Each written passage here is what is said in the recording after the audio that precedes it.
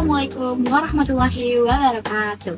Selamat datang Ibu Herni dan teman-teman semua di video pengayaan mata pelajaran Geografi semester 2. Perkenalkan, nama saya Zaskia Anggraini dari kelas 11-8. Pada kesempatan ini, saya akan membahas materi pengayaan yang mengangkat dua bab sekaligus, yaitu bab 1 lingkungan dan kependudukan, serta bab 2 mitigasi dan adaptasi kebencanaan. Kedua bab ini mungkin terlihat seperti dua topik yang terpisah, namun sebenarnya keduanya ini tuh saling berkaitan erat dan membentuk satu gambaran besar tentang bagaimana manusia dan alam saling mempengaruhi satu sama lain. Semoga video ini bermanfaat dan mari kita mulai. Kita mulai dari pertanyaan mendasar. Mengapa bencana semakin sering terjadi dan semakin besar dampaknya? Salah satu jawabannya ada pada pertumbuhan penduduk. Berdasarkan data terkini, populasi dunia telah melampaui 8,3 miliar jiwa. Di Indonesia sendiri, jumlah penduduk sudah mencapai lebih dari 270 juta orang dengan laju pertumbuhan yang terus meningkat setiap tahunnya. Pertumbuhan penduduk yang pesat ini membawa konsekuensi langsung terhadap kebutuhan lahan. Ketika lahan di perkotaan sudah penuh, masyarakat mulai merambah ke wilayah-wilayah yang sebetulnya tidak ideal untuk dijadikan permukiman, seperti bantaran sungai, lereng pegunungan, hingga kawasan pesisir yang secara geografis memiliki tingkat risiko bencana yang tinggi. Inilah titik awal dari permasalahan yang akan kita bahas lebih lanjut. Tekanan penduduk yang besar tidak hanya berdampak pada pemilihan lokasi tempat tinggal, tetapi juga pada kondisi lingkungan secara keseluruhan. Aktivitas manusia yang tidak terkontrol seperti alih fungsi lahan, penebangan hutan secara liar, hingga pembangunan yang mengabaikan tata ruang secara perlahan, namun pasti merusak daya dukung lingkungan. Ketika hutan ditebangi, tidak ada lagi akar pohon yang menahan tanah. Ketika permukaan tanah ditutupi beton dan aspal, air hujan tidak dapat meresap dan langsung menjadi aliran permukaan. Sungai yang menyempit akibat sedimentasi dan bangunan liar di bantarannya tidak mampu lagi menampung debit air yang besar.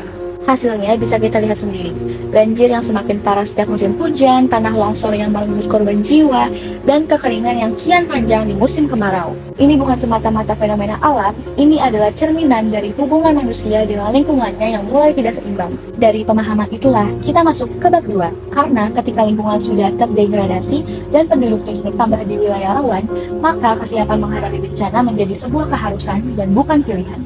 Konsep pertama yang perlu kita pahami adalah mitigasi bencana. Mitigasi adalah serangkaian upaya yang dilakukan sebelum bencana terjadi dengan tujuan mengurangi risiko dan meminimalkan dampak yang mungkin ditimbulkan. Mitigasi bencana terbagi menjadi dua bentuk.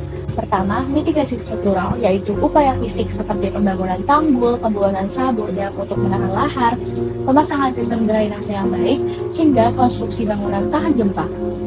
Yang kedua, mitigasi non-struktural, yang mencakup kebijakan tata ruang wilayah, penyusunan regulasi zonasi daerah rawan bencana, penyuluhan kepada masyarakat, serta penanaman mangrove di pesisir pantai untuk meredam gelombang dan abrasi. Namun, sebagus apapun upaya mitigasi yang kita lakukan, kenyataannya tidak semua bencana dapat dicegah sepenuhnya.